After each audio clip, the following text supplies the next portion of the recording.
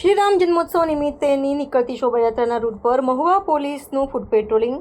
આવતીકાલે રામનવમી એટલે કે રામ જન્મોત્સવ નિમિત્તે મહુવા શહેરમાં ભવ્ય આયોજન કરવામાં આવી રહ્યું છે, જેને લઈ આ શોભાયાત્રામાં કોઈ અનિચ્છનીય બનાવ ન બને તે અનુસંધાને આજરોજ મહુવા પોલીસ દ્વારા શોભાયાત્રાના રૂટ ઉપર ફૂટ પેટ્રોલિંગ હાથ ધરવામાં આવ્યું હતું. સાથોસાથ આવતીકાલે શોભાયાત્રા દરમિયાન શાંતિમય વાતાવરણ બની રહે તેવી મહુવા વાસીઓને મહુવા ટાઉન પોલીસ સ્ટેશનના પીઆઈ આઈજી બ્રવાડ સાહેબ દ્વારા અપીલ કરવામાં આવી હતી.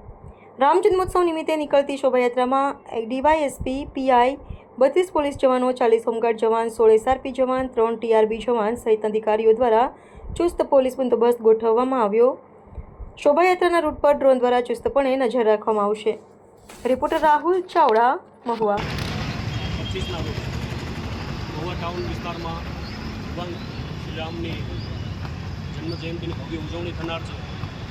જન્મજયંતિ અન્વયે મહુવા ટાઉનના જુદા વિસ્તારમાં શોભાયાત્રા જે ફરનાર છે એમાં મહુવા પોલીસ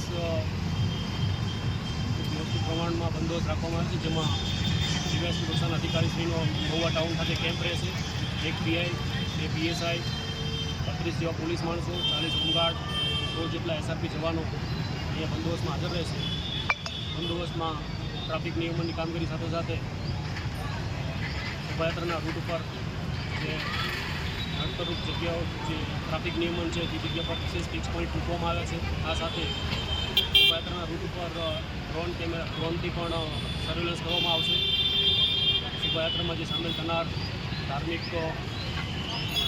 મહુવાની ધાર્મિક જનતા જે આવનાર છે તમામને રામનવમીની ખૂબ ખૂબ શુભકામનાઓ સાથે જિલ્લા પોલીસ વડા વતી આજે તહેવાર આપણે ઉજવનાર છે રામનવમી, એની તમામને શુભકામનાઓ અને ખૂબ જ હર્ષોલ્લાસથી અને શાંતિમય રીતે રામનવમીની શોભાયાત્રાની ઉજવણી થાય એના માટે પોલીસ તરફથી પૂરતો બંદોબસ્ત રાખવામાં આવનાર છે.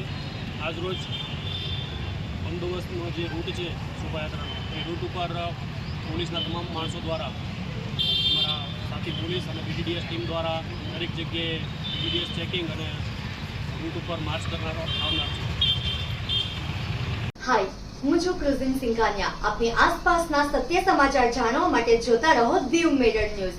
અને હા, લાઈક અને સબસ્ક્રાઇબ કરવાનું ભૂલતા નહીં. Thank you.